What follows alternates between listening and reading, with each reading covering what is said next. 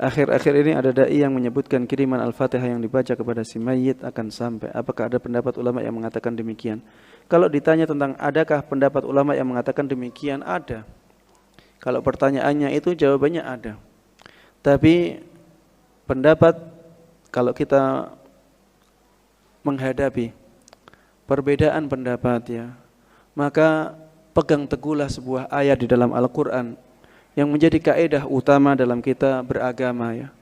Fa in tanaza'tum fi syai'in farudduhu ila Allahi war Rasul in kuntum tu'minuna billahi wal yaumil akhir. Apabila kalian berbeda pendapat dalam satu masalah, maka kembalikanlah kepada Allah, cari dalilnya di Al-Quran, dan kembalikanlah kepada Rasul, cari dalilnya di sunnah Nabi Muhammad sallallahu alaihi wasallam. In kuntum tu'minuna billahi wal yaumil akhir. Jika kalian benar-benar beriman kepada Allah dan hari akhir. Apakah Rasulullah pernah menghadiahkan Fatihah kepada mayit? Saya tanya, siapa yang bisa menjawab? Satu kali pun Rasulullah sallallahu alaihi wasallam tidak pernah menghadiahkan Fatihah kepada mayit. Satu kali pun tidak ada. Tidak pernah ada. Tidak pernah terjadi di zaman Nabi Muhammad sallallahu alaihi wasallam menghadiahkan Fatihah untuk mayit. Makanya Imam Syafi'i rahimahullah, imam yang sangat kita banggakan, sangat kita cintai, sangat kita muliakan, beliau berpendapat tidak sampai. Beliau berdalil dengan ayat dalam Al-Quran, yaitu surat An-Najm, wa allaysa lil insani illa ma sa'a. Manusia tidaklah mendapatkan pahala kecuali dari apa yang dia usahakan. Ini dalil umum, kaidah umum seperti ini. Kalau kita sholat, yang mendapatkan pahala sholat kita siapa? Kita. Kalau kita membaca Al-Quran, juga demikian. Yang mendapatkan pahala adalah diri kita. Kalau kita bersedekah, yang mendapatkan pahala adalah kita sendiri. Wa allaysa lil insani illa ma sa'a.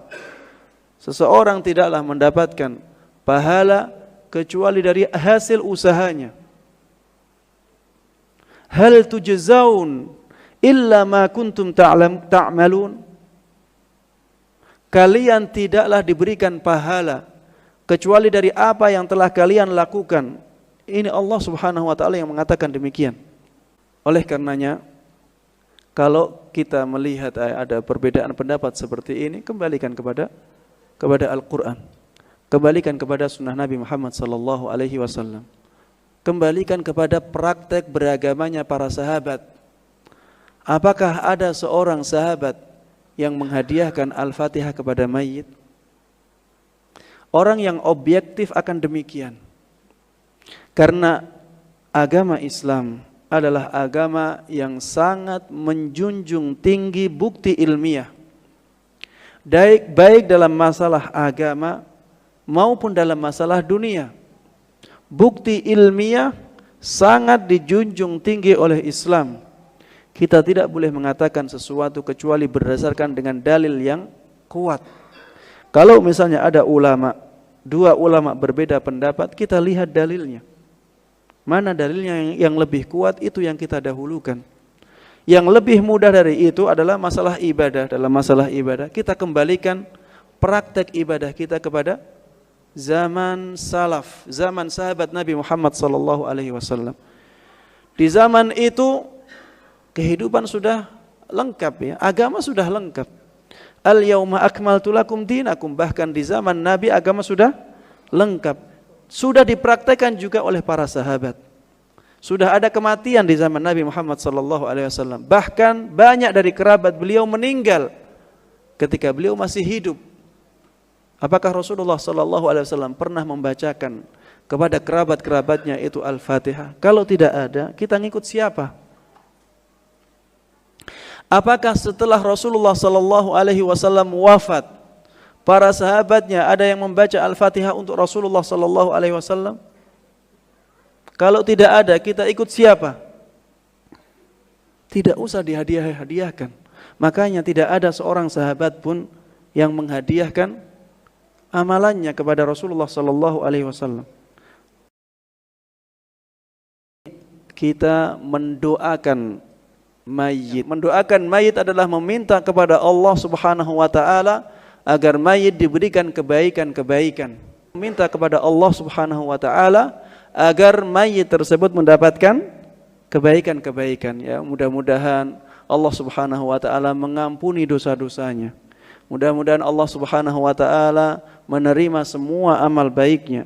Mudah-mudahan Allah Subhanahu wa taala menyelamatkannya dari siksa kubur, memberikannya kenikmatan di alam kuburnya, memasukkan ke dalam surga firdausnya.